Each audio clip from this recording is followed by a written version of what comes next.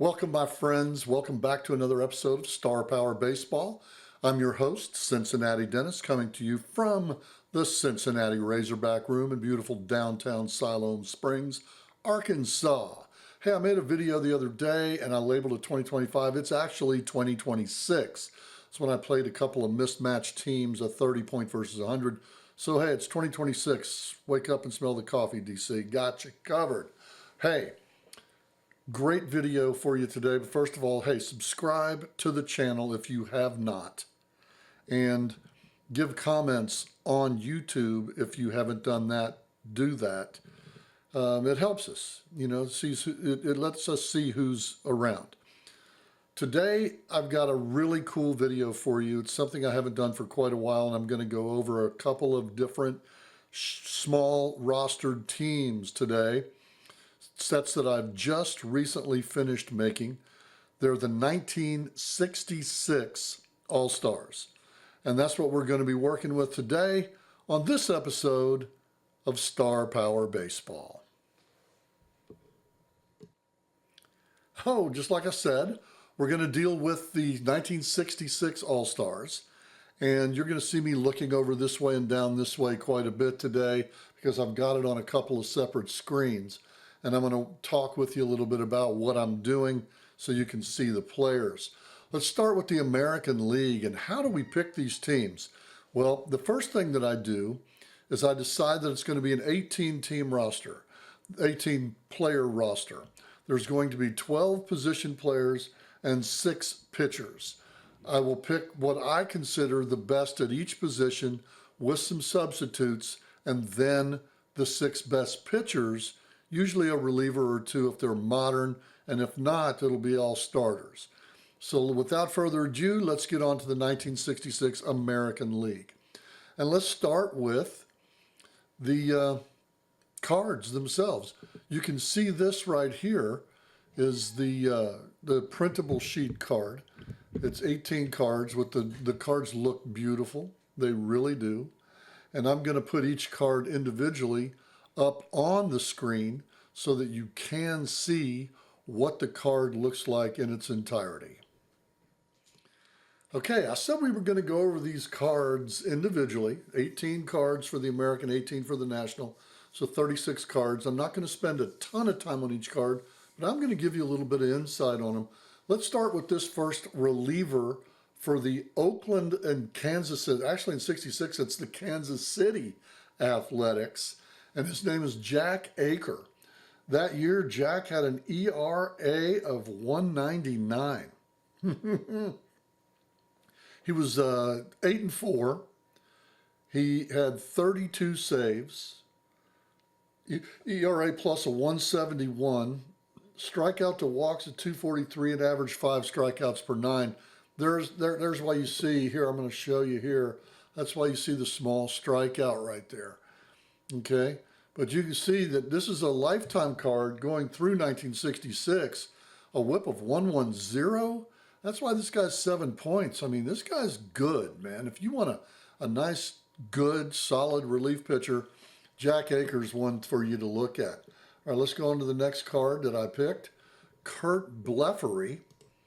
Now, Kurt was on the Orioles that year, and I'm going to pull his stats up. And Kurt, in 1966, was a second-year player, played the outfield very well for Baltimore, was on the World Series championship team that year, hit 255. He had 23 homers, and 255 in 1966 is a pretty good batting average. His lifetime OPS at that time was 140. I mean, the guy was a slugger in comparison to what we were looking at. He had an OPS plus that year of 141, 139 in his rookie year. He was Rookie of the year before. So that's why he's there. Look at the size of the 9 on this guy. He's got 2 major 9s. So he does get on base as Moneyball would dictate. All right, let's go to the next guy here. And we're looking at Paul Casanova.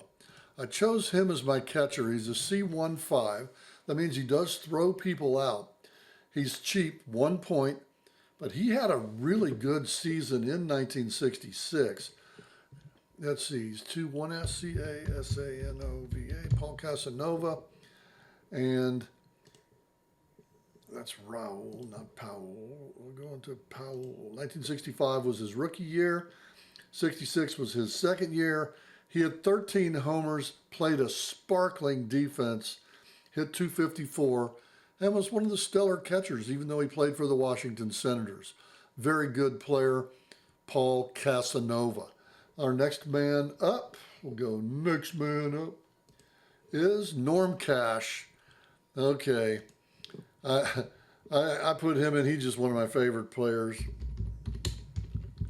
I just really liked watching Norm Cash play baseball. He was really, really good. And 1966 was no exception.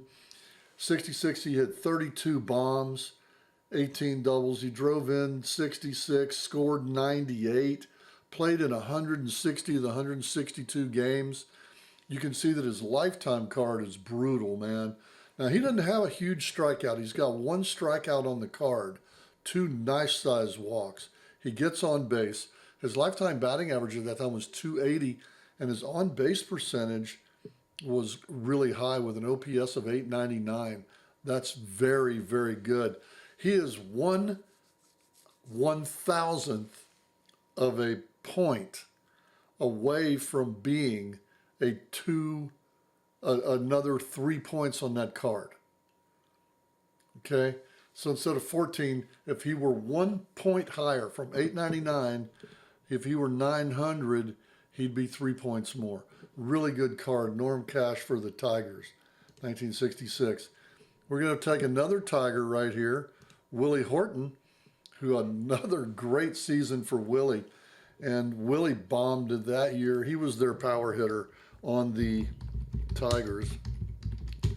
You can see I'm typing and going at the same time, trying to keep up with you guys here.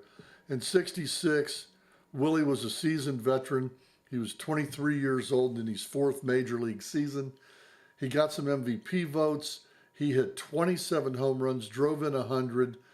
He had a lot of total bases. It was 253 total bases, one of the best of his career.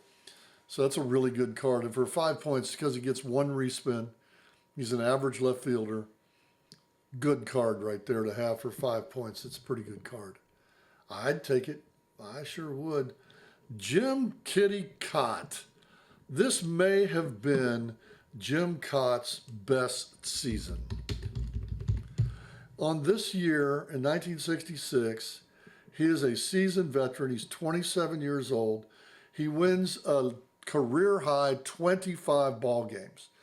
He has an ERA, a very low ERA of 2.75, one of the best of his career, maybe the best. I'm looking at it right now. It looks like it was the best of his career. He had 41 starts and 19 complete games. Led the American League in complete games and victories. And starts, by the way, 41 starts back then. Innings pitched that year for Jim Cott, 304 2/3 innings. This guy's a workhorse, man. And as you can see, he definitely deserves to be in the Hall of Fame. +1 respin guy, just steady Jim. Steady. He's going to throw strikes. He's going to get you out. He's going to make the game competitive. Let's see who's next on the list over here. Al Kaline. Man, we're just like Tiger Central, aren't we? Al Kaline is entering the latter part of his career. He is still very, very good. He's got about 5 or 6 years of solid baseball left. He is in his age 31 season. He busted 29 homers that year. He had a WAR that year of 5.6, which is just about his average of 6.0. He drove in 81 and scored another 85. Guy hit 288, good solid batting average with an OPS plus of 161. So the guy is solid. You got to remember now, we're in the years of the pitcher. Okay, we're in the year of the pitcher. And all these hitters, anybody hitting above 270, 280 with an OPS of 790 or above is a very solid hitter. Let's see who's next on the list here. Oh boy, here you go. Harmon Killer Killebrew. Now, this year, and for Killebrew, he was primarily a third baseman. But you can see on the back of his card, he gets an additional position at first base right there. Always a +2 monster home run. Look at that home run. And he doesn't strike out a lot. He strikes out quite a bit, but it's not like today. He strikes out with 2 10s up at the top of the card. Good size walk. They're about the same size if you strike out. Small double, but hey, Killebrew can hit. That's 263 batting average, but he does have a 906 OPS because of his power, and he gets 2 respins at a 144 OPS plus. Next is one of my favorite guys from my childhood. Now you got to remember when this All-Star team was done, when this All-Star team was being an All-Star team, I was 11 years old and 12 during the World Series. Okay. And my friends and I were playing spinner baseball all the time during this period of time. We were always playing spinner baseball. And this guy was out, and I want to say it was the 64 or 65 set. And my real good friend, Sykes, I call him Sykes, his name was Tim.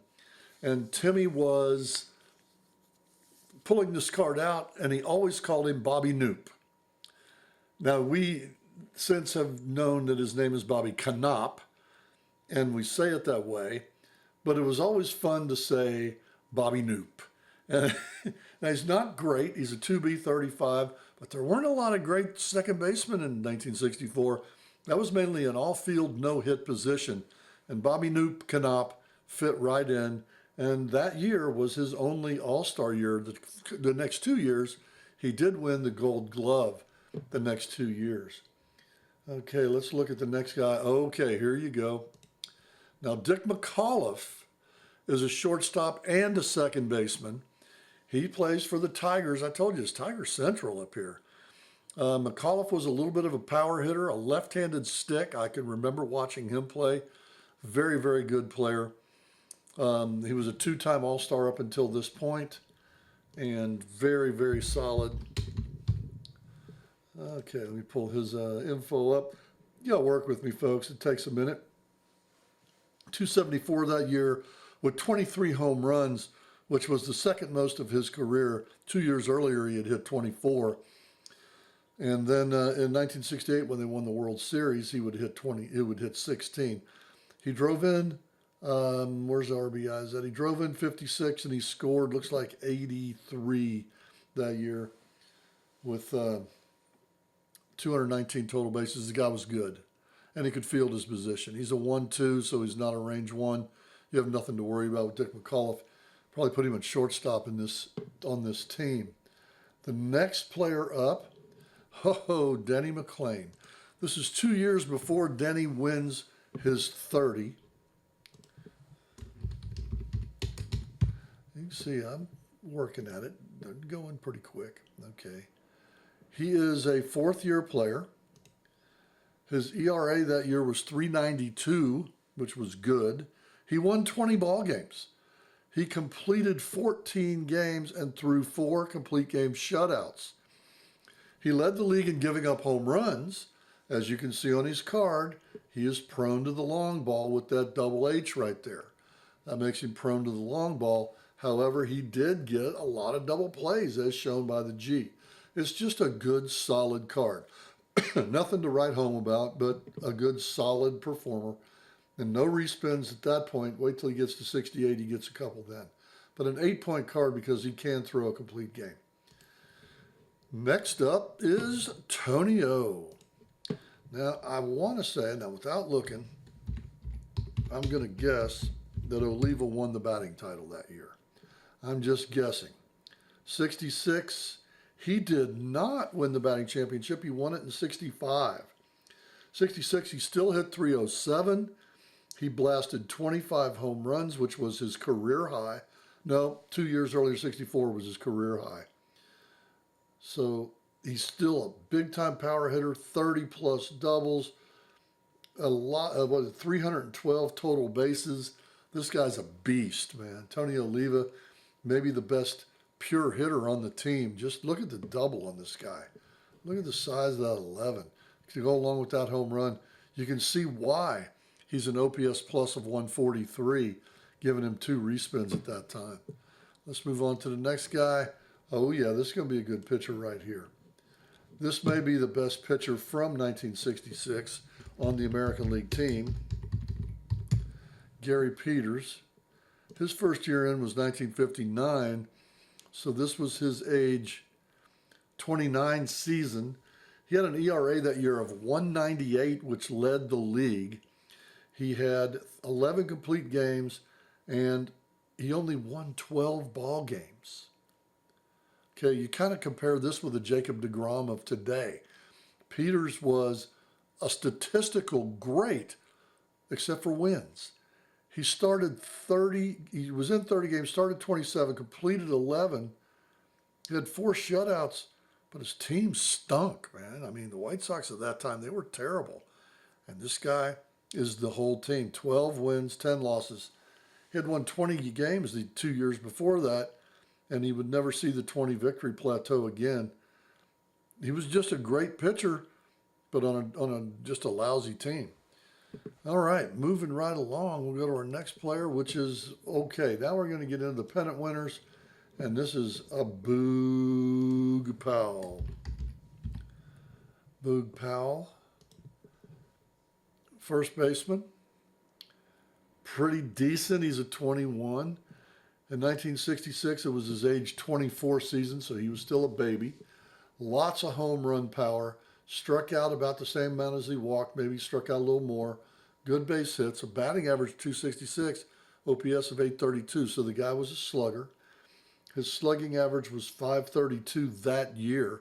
So he was really, really good and could field his position. For that time, he had not ever made an all-star team, but he made the Star Power Baseball All-Star team. Here's another guy from that 1966 World Championship team, Brooks Robinson. Now, Brooks in 1966 was just about in the midpoint of his career. It was his age 29 season. He had won the MVP 2 years before, 1964. He had won the Gold Glove for the 7th consecutive season. Maybe 8th. Let me look here. My bad. Yeah, 7th consecutive season he won it. He was an all-star 10 times up to that time. I mean, good grief. The guy was just, oh my God, good. Now, the reason he's in 10 all-stars, because in 1960, 1961, and 1962, there were 2 all-star games, and he was in both of them as a starting third baseman. Brooks was awesome. This year, he finished with a batting average of 269, and he hit 23 homers. He's got a good card, but dude's 55 third baseman. What else do you want?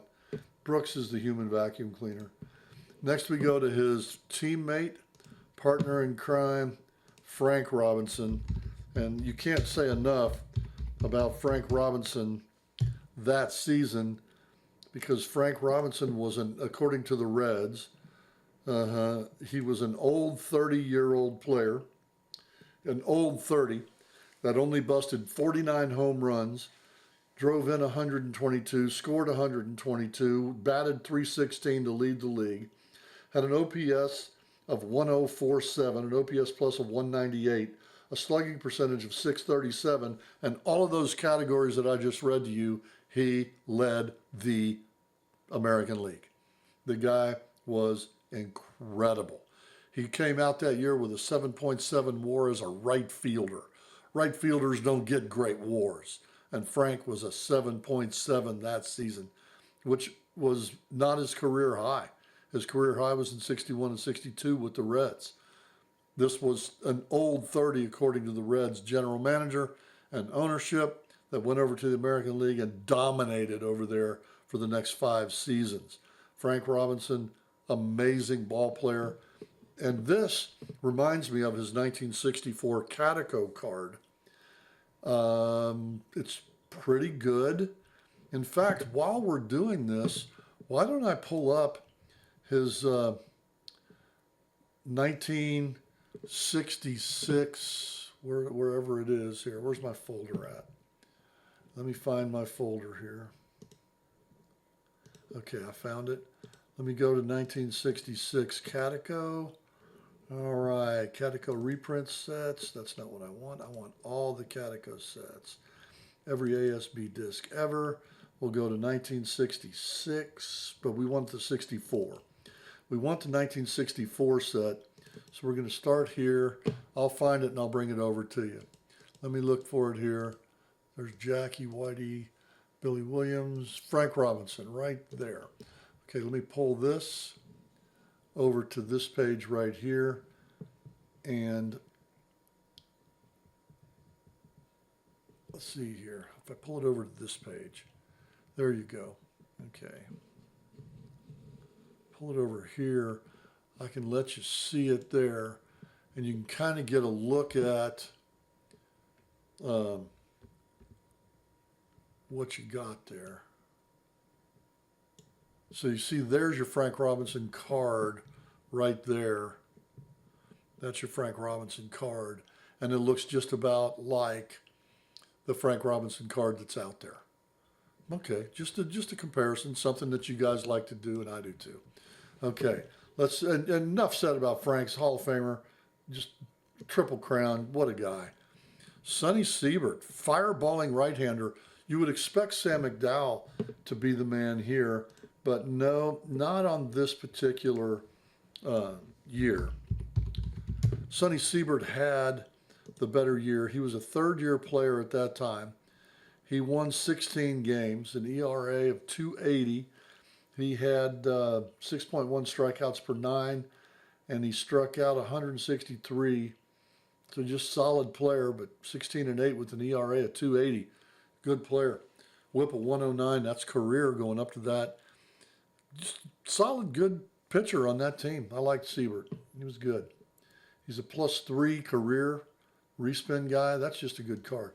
15 points is a lot of cards. Here's a guy right here that is on the team. And Earl Wilson is in the twilight of his career. He is a 31-year-old, and I know that sounds crazy, but he had been traded from Boston to Detroit that year to have 18 wins and a 5.9 WAR going into that season with a 307 combined earned run average between Boston and Detroit with strikeouts of 200. So you can see the guy's effective. He's also a very, very good hitting pitcher, and that's Earl Wilson of the Tigers and the Red Sox. Let's see who we got next. Oh, that's it for the American League.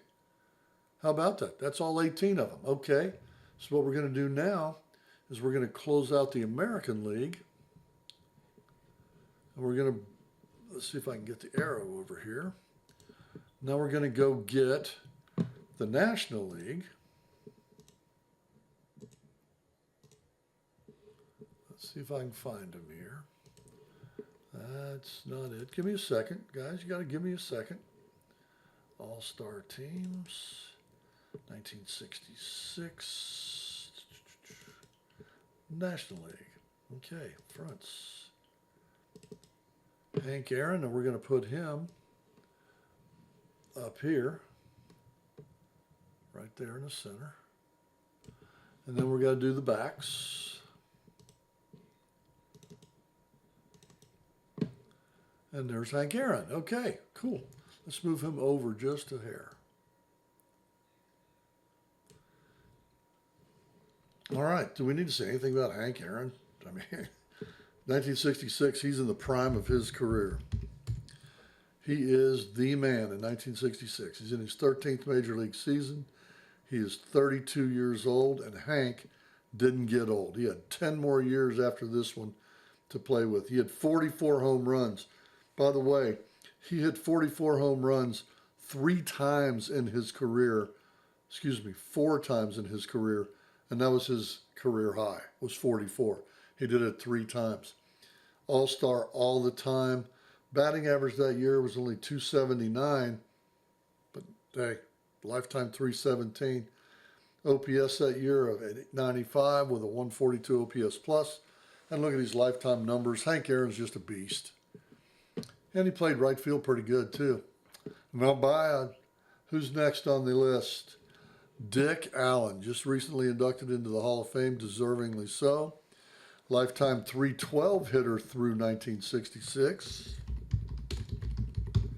And he is, oh, he's a young guy, man. He's a young guy. He's only 24 years old. He hit 40 bombs that year, 40. He drove in 110 runs and scored 112 more, and he batted 317. Lifetime 312, 938 OPS. Come on, man. You didn't have this guy in the Hall of Fame, writers. What kind of bozo idiots are you? This guy not in the Hall of Fame all through the time that the stupid-ass BBWA votes on players, and you don't put this guy in because you didn't like him? You people need help. Oh my God, this guy was the most feared hitter of the 1960s and 70s. This guy was insanely good, and you kept him out because you didn't like the way he talked. You didn't like that he smoked a cigarette in the dugout. This guy was a player's player. The teammates around him all said he was a great teammate. The managers all said he was a joy to manage. And you pieces of crap out there, BBWA, said, oh no, we can't let Dick Allen in the Hall of Fame. You ought to be drawn and quartered. That's right, you ought to be run out of town on a rail. That was horrible, not letting this guy in until after he died. No, you people are terrible. Put people in the Hall of Fame that belong in the Hall of Fame, Pete Rose. Put people in the Hall of Fame that belong there, Barry Bonds. Put people in the Hall of Fame that belong there. Get off your high horse and put some people in. The fans want it. The Hall of Fame is not there for the writers. It's not there for the players. It's there for the fans. Oh, am I riding a little bit high up here? Dick Allen not in the Hall of Fame? What kind of morons are you? That's the stupidest thing I've ever seen. Now, back to what I'm doing here. Let me get this a little bit bigger so that we can see the bottom of its card. I'm getting off my high horse now, and there are players. I thought Dick Allen, and we called him Richie Allen when I was a kid. I emulated his batting stance. I couldn't even pick up the bat that he used. I tried using a heavy bat, and I couldn't do it. But I tried to bat like he did, have the wrists like, look at the wrists on this guy, man. They're like more like a knee, you know, they're huge. This guy was something else to see. And these stupid BBWA writers would not put Dick Allen in. In the age of the pitcher, this guy was the most feared hitter of that era. He was more feared than Willie Mays or Frank Robinson or Hank Aaron or Harmon Killebrew. He was more feared than all of them by the players. They knew how good this guy was, and you writers, let's go to the next guy before I have a conniption fit. Felipe Alou. Now, this is a player right here. This guy is great. Felipe Alou. Okay, in 1966, Felipe was in his age 31 season. He batted .327 that year with an OPS of 894. The guy could play. Total bases, led the National League with 355 total bases. Hit 31 homers and 32 doubles to go with his 6 triples. Drove in 74 runs, but he scored 122, leading the majors in runs scored. The guy was a beast, man. Felipe Alou came on to be a great manager in the years that followed, players manager, and had a boy that played that was really, really good. If I'm not mistaken, his name was Moises. All right, let's see who's next. We're still in the A's. All right, Felipe's brother, Matty Alou. Now, here's a ball player right here I put on there because I respect batting champions. And he hit .342 in 1966 and won the National League Batting Championship. In fact, he had the highest batting average in the major leagues. Now, Matty Alou never gets respect in Star Power Baseball for being a power hitter. He never gets a respin. His cards are very inexpensive. 1 point for that card. I want you to take a gander at this card. Just look at this single. It's huge. Look at that thing. It is big. Average double, tiny walk. This is why he doesn't get the respect. He doesn't get on base percentage as high as a lot of people do. His on base percentage is only .373 that season. But he doesn't have power. He doesn't hit home runs. He doesn't hit triples. He just gets on base. Great, great ball player. And another player that I tried to emulate his batting stance at times as I grew older a little bit, because all the guy did was put the ball in play. And as I got into high school and started playing no kind of baseball, it was put the ball in play. All right, now we get into Jim Bunning. Jim Bunning in 1966 was on the Phillies. Okay. He had been traded a few years earlier by the Detroit Tigers to the Phillies. And I think, I'm going to say this, I'm not 100% positive, but I think this is the truth. At that time, he was the only pitcher to have a no-hitter in both leagues. I'm pretty sure that's what Bunning did. He had a no-hitter in both leagues. In 1966, he was 19-14 for the Phillies, a very, very bad team. He had 41 starts with 16 complete games, and he struck out 252 batters. For the third consecutive year, and you can see it on his card right here, he led the majors, the major leagues, for a second consecutive year, third year in the National League, he led in hitting batters. Yeah, Bunning liked to pitch inside. He had absolutely no problems with pushing you off the home plate. My kind of guy. Up next, Leo Cardenas. Okay, I put Leo in here, and they called him Chico or Leo. Chico, Leo Cardenas. But I'm going to tell you what, the pickings for the National League on shortstops in 1966 is slim. This guy hits .255, and he might be one of the leading batters for shortstop. Also, there were a lot of injuries to shortstops that season, and Cardenas playing 160 games is very durable. He did bust 20 homers that year, which for a shortstop at that time was power numbers. So he's good. He plays a decent shortstop at 1-2. He got a little bit of range, so you don't have to worry about the ball going through. All right, let's see who's next. Well, I'm still upset about Dick Allen. Oh, man. Get over it, Dennis. All right, this one here gets a lot of fans on our side. This guy right here might have more fans out there than any player that we do. And I know they're the most vocal. The Clemente fans are definitely the most vocal fans that we get. Okay? He's a right field 1-5, and everybody goes up in arms about being a right field 1-5. Guys, get over it. The guy made errors. He had a wonderful arm, and he was definitely a showman. Definitely puts on a show, tries to throw people out. But the guy kicked the ball around and threw the ball away. That's why he's a P1. But you don't want to run on him either. He's an R5. Led the league in assists most every year. Averaged about 20 assists a year. So people that did run got drilled. Berto Clemente, great hitter.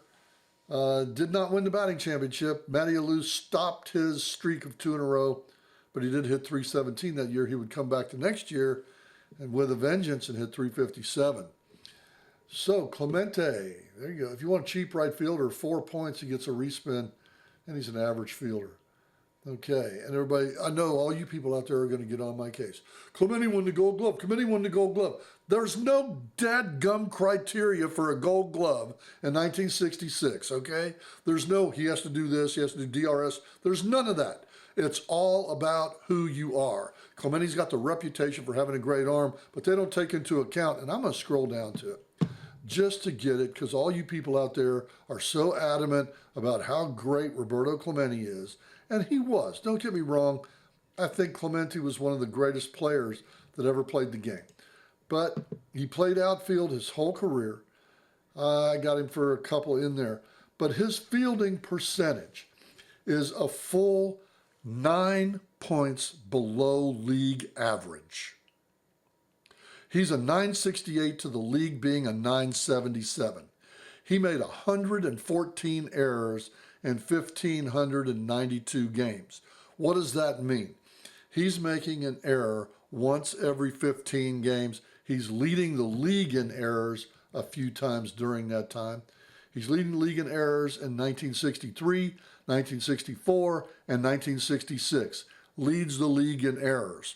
So all you people out there saying that Roberto Clemente is the greatest right fielder ever, get off of it, man.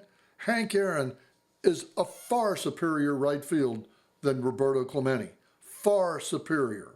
Why? Hank don't kick the ball around. Hank don't make the dramatic plays. Hank don't get the ink for throwing the ball 400 feet. Hank hits home runs. Hank fields the balls that are hit to him, and he don't throw it into the bleachers. Clemente wins batting championships, hustles, has flair, and as a kid, he was one of my favorite players.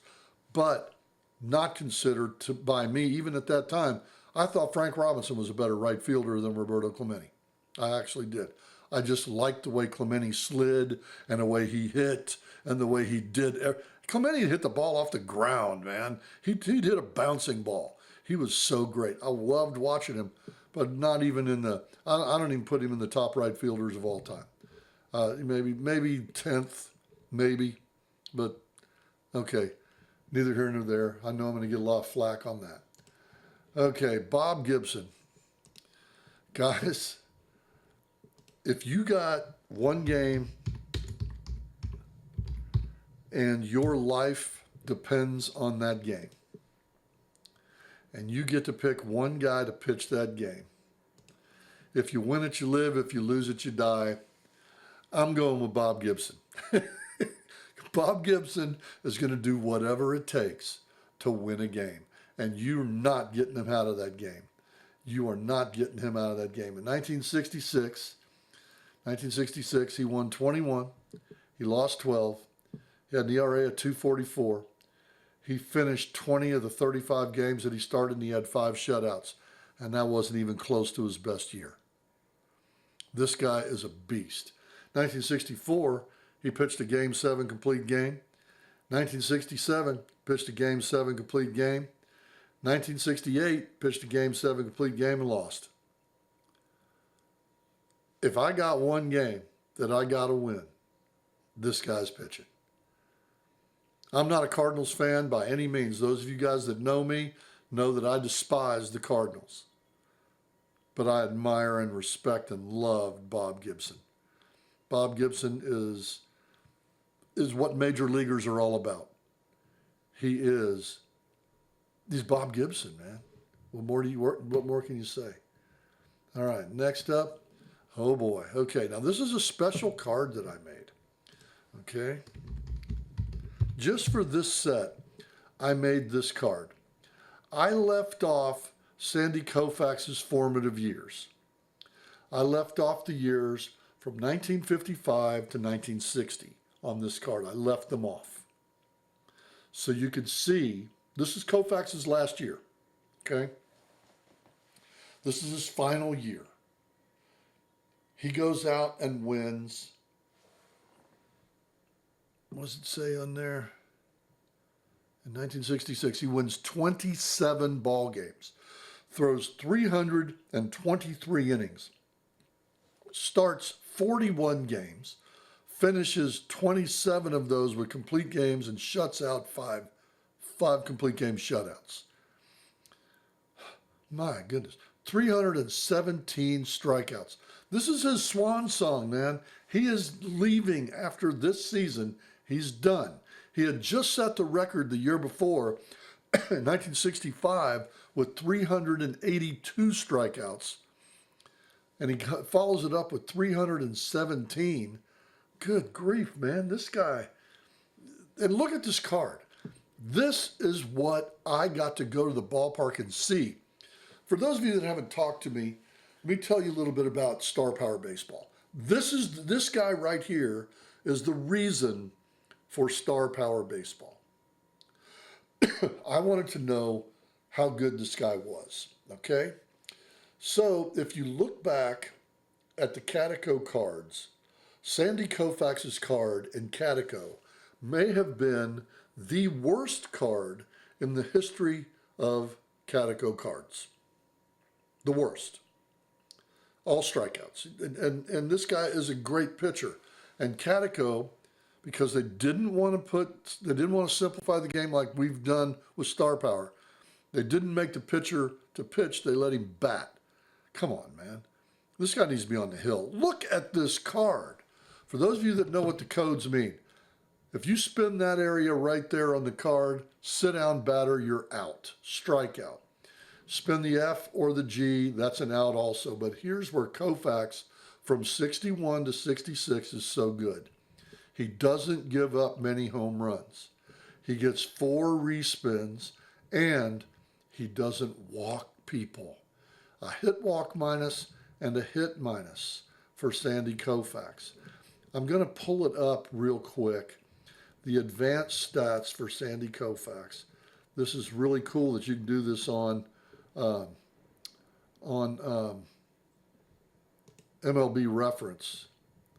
I'm going to pull up his 1961 through 1966, and the league batting average against Sandy Koufax during this period.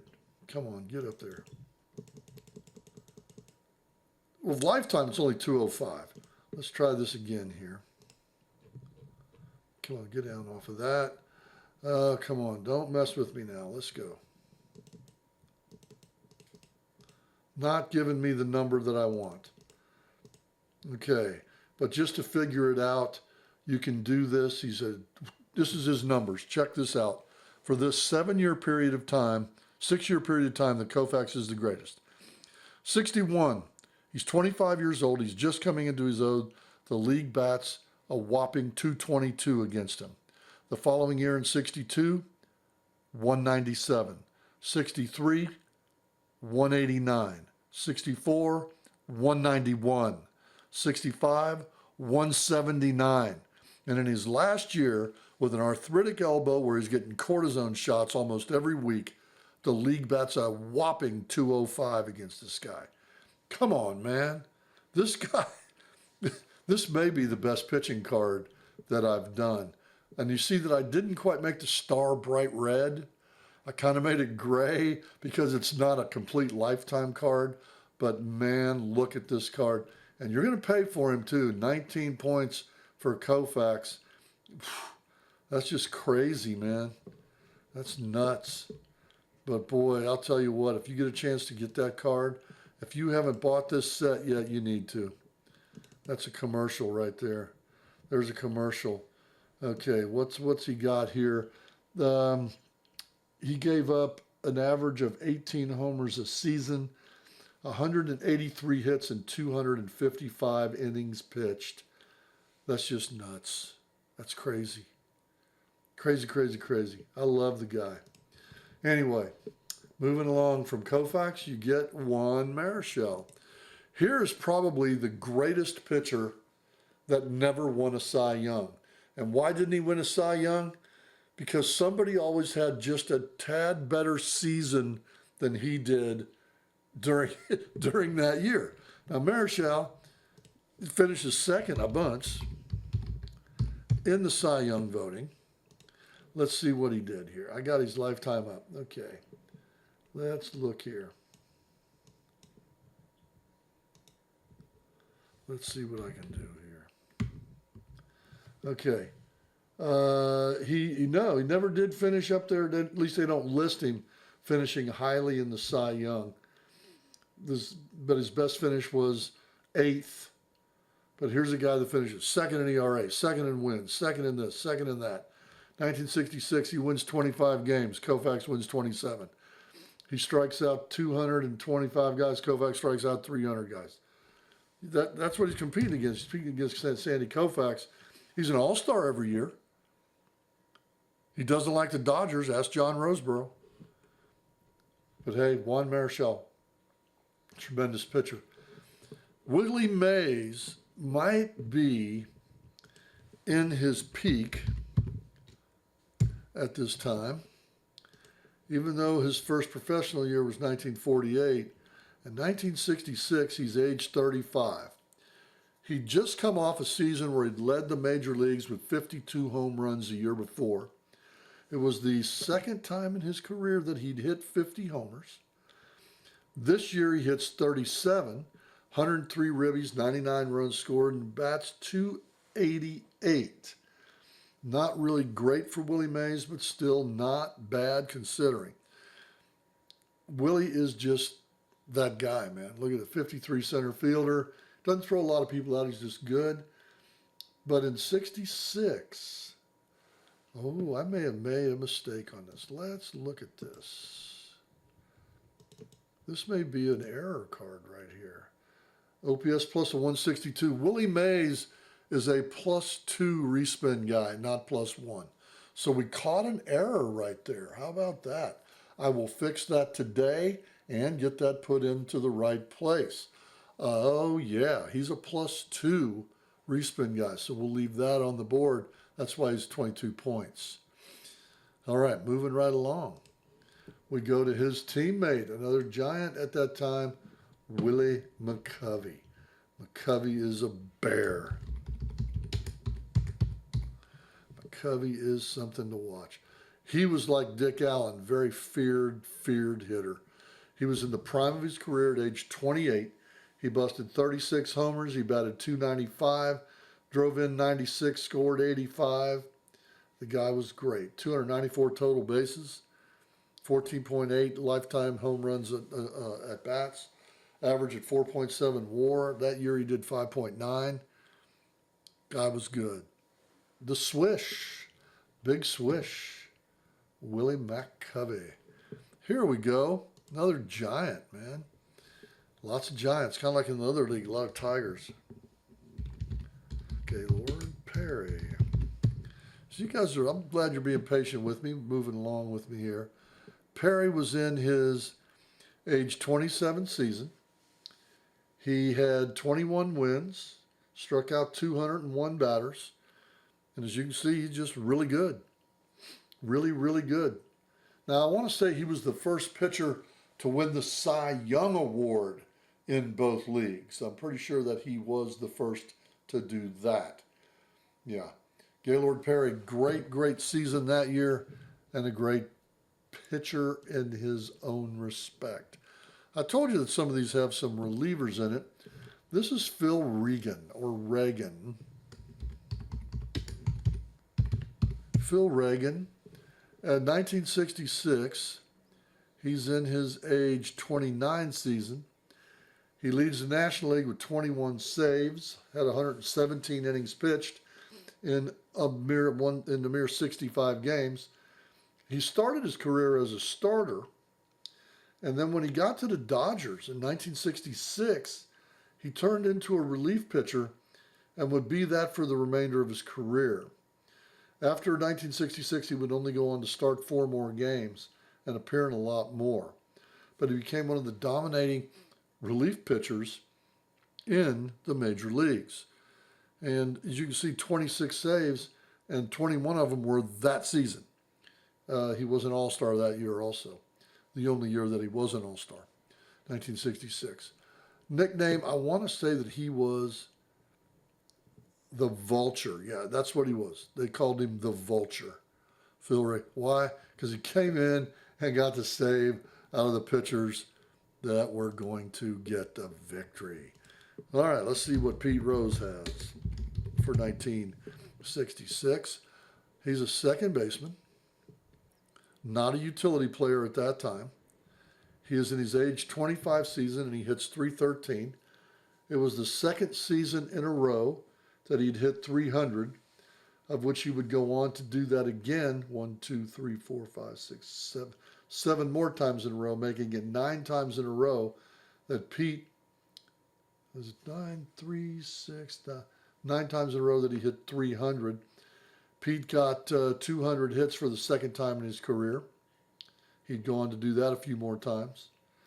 He'd get a couple more hits. Pete had 38 doubles. Up to that point, that was his career high. He would go on to blast that away. Hit 51 doubles in 1978. But middle infielders are not all that great in 1966. And Pete is the top of the food chain at second base in that season. Let's see who's next on the agenda here. Okay, Cub fans, you're on. You know, I had Dick Allen. Well, now I've got Ron Santo. And you compare the two, Dick Allen's better hitter, Santo's better fielder. There's no doubt about that. Santo is what I call a second-tier third baseman. And what do I mean by that? I don't mean any disrespect to him by that at all. But what I mean is your top tier, and I'm just going to Hall of Famers. Your top tier Hall of Fame third basemen are Mike Schmidt, Eddie Matthews. And those are the top tier. Right underneath them would be your second tiers, your Ron Santos, your Paul Mahlers, Edgar Martinez, Dick Allens. Those are right underneath the Mike Schmidts and the Eddie Matthews. Now, I've got some Cubs fans that would argue that Santo was better than Schmidt, but the numbers don't play it out. The numbers do not, they just don't do that. You can be a fan all you want, but get objective with it and look at the numbers. And the Mike Schmidt, if I get to choose, and I don't have to worry about points cost and economics, Mike Schmidt's a no-brainer. Probably the greatest third baseman ever. But Santo in 1966 is the all-star third baseman for like the fourth time he gets an all-star nod. And he was only 25 at the time, coming into his own. Great, great player. I like Santo. Here you go. Here's a guy right here that's coming into his own in 1966. The problem that I have with Willie Stargell, and I have a big problem with him, is you cannot find a good picture of Willie Stargell before 1972. You just can't find it. You can't find him in one of them baggy Pirates uniforms with the no sleeves and the underneath T-shirt. You just can't find it. And so I had to get a picture like this because it was a great picture. Willie is a great, great hitter. He batted .315 that year and hit 33 bombs. Up to that point, it was his high, season high. 30 doubles, drove in 100 runs, scored 84 runs, total bases of 282. The guy was awesome. One of his best seasons. He was a third-time All-Star that year. Just a great, great player. Stargell was that's a fun card to use right there, too. Now, he would later go on to have an OPS for a career, an OPS plus of 147. But this was the best year that he had had up to that time, 1966. And his OPS plus for a career is 162. But going for this, his OPS plus was only 134. Okay? So you kind of play it down a little bit. And his OPS at that time was 841, but an OPS plus of 134. Second error that I found. Okay. Moving right along. We got another card coming up. All right, here you go. You want a great catcher? This might be a reason for him to be in the Hall of Fame. And I know he's in as a manager, but this guy starts his career in 1960 with the Milwaukee Braves. In 1966, he's still a Brave, but he's in Atlanta. He busts 36 home runs. He's on the All-Star team. He bats .315. This is a catcher, guys. He bats .315, has a 943 OPS, a 156 OPS plus, on-base percentage of .382. He slugs .566. This guy, for a career as a catcher, is like off the chart good. He is a Hall of Fame catcher, my friends. Look at the rating here, too. 45. He doesn't let the ball get by, and he throws people out. Why not this guy in the Hall of Fame as a catcher? Why not? I mean, come on, folks. BBWA again, me and you, we're going to go rounds, I'm telling you. And I know what some of you guys out there are going to defend the BBWA, but I'm going to tell you right now, there's no defense for that bunch of morons. There is no defense for that group. Now, there are guys in there that are exceptions, okay? There's guys in there that are good. But as a group, if your group had an IQ, it would equal that of a jellyfish. Come on, folks. You people are dumb. You people don't put Joe Torre in. You don't put Dick Allen in. And I'm showing you right here how great these guys are. They're in the prime of their careers. They're the best at their position. They're dominating the categories. And you think no? You people are stupid. Okay, I said it. I came right out and I said it. I didn't use four-letter expletives like I want to. I really want to blow up on them. But I'm telling you, the BBWA gets it wrong more than they get it right. That's right. You heard it. They get it wrong more than they get it right. Wrong. You didn't put Barry Bonds in. You had 10 tries to put him in.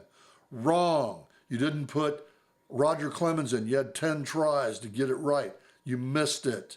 Wrong. You didn't put Curt Schilling in. Wrong. You didn't put Dick Allen in. Wrong. You didn't put Pete Rose in. Wrong. You guys are just wrong. And I'm done talking about the BBWA. Let me go back here. Oh boy. I'm sorry to go on a rant. Me and the BBWA, whenever I do these all-star teams, I just think about how stupid that collective group of baseball writers is. And it just irritates me to no end that they can leave out some of the greatest players that ever played the game. And they leave them out, man. They leave out players. Guys from the 40s with lifetime 310, 315 batting averages. Guys from the 1900s and 1910s with 300 batting averages in the age of the pitcher. How can you not put these guys in? I mean, you didn't put Yogi Berra in on the first ballot. You didn't put Joe DiMaggio in on the first ballot. Come on, guys. You didn't unanimously put Ken Griffey or Derek Jeter or Babe frickin' Ruth in. You people are idiots. That's right. I'm calling you out, Baseball Writers Association. You don't like it? Tough. You are idiots. See you next time on Star Power Baseball.